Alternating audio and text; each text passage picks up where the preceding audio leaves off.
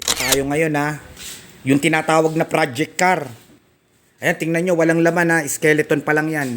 Ayun yung pintuan niya. Ayun yung hood niya. Ayan yung fender niya. Mauumpisahan natin to. Iba ito. Walang makikitang wiring dyan. Kapag natapos yan. Ayan, makikita nyo ngayon. Skeleton yan eh. Oh. Sayang, hindi ko agad na umpisahan nung una pa lang eh.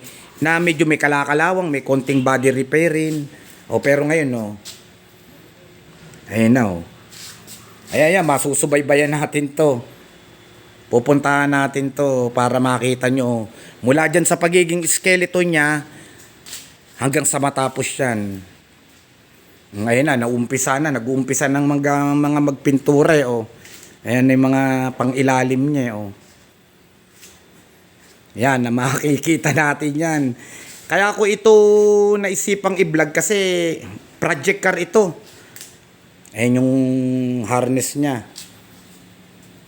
Maganda ang kalalabasan nito. Kaya lang matagal pa ito. Baka hanggang next year pa to. Paunti-unti lang talaga siya ginagawa. Okay. Ibibideo ko to from time to time. Kada may development para makita natin. Honda ito ha. Magiging pula daw ito pagkatapos. Ayan na. As in wala pan laman lahat yan ha. Hanggang sa kaloob-looban yan. Pati sa kisame oh. Okay, parati natin i-video yan from time to time para makita natin yung development.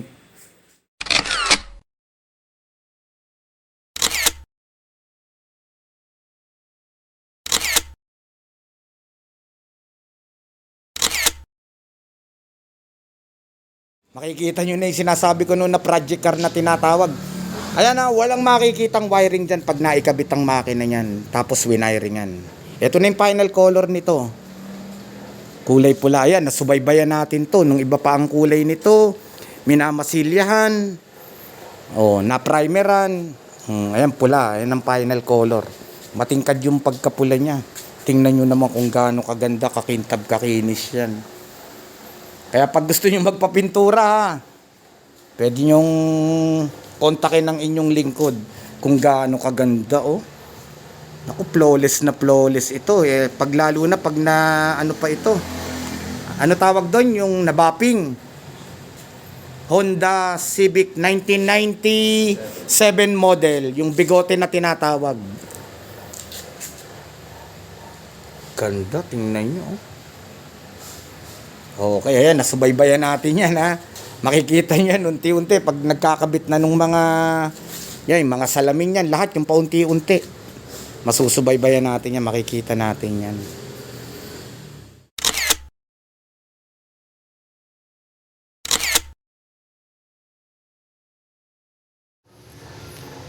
Ito yung sa inner handle ng mga yan. Ito ceiling handle.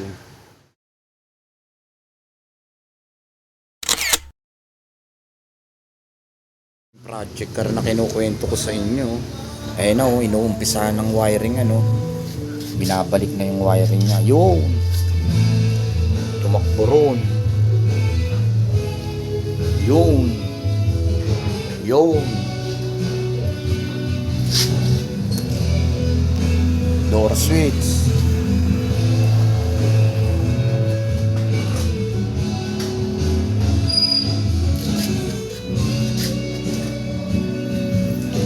Hanggang dito sa likod. Ayun na. Pinatakbo na. Ayun na, may taillight ng isang nakakabit magkabila Okay, thanks for watching project car. Ito ko sa inyong project car. Ayun na, sinisimulan ng ibalik yung wiring o wiringan ng bago.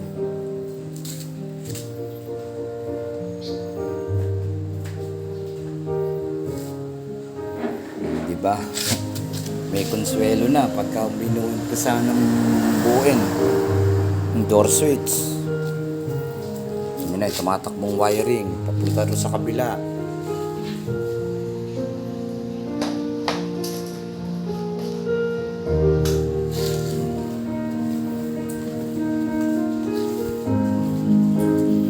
Sa likod nakakabit na yung taillight Okay, hanggang dito na lang. Thanks for watching Honda.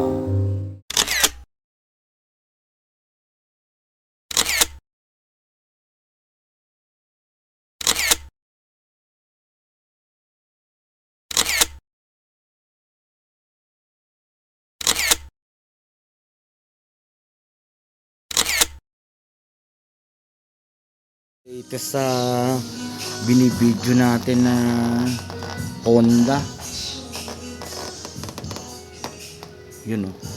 Kabitan na ng shock hydrovac.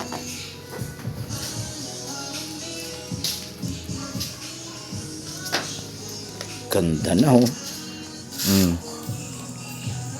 Kakalaman na talaga paunti-unti yung wiring niya oh. Puro short video lang hanggang sa mabuo ito.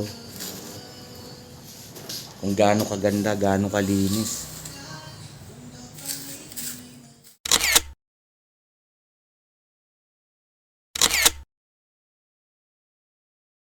Ito na yung pintuan ng project car na kinukwento ko sa inyo.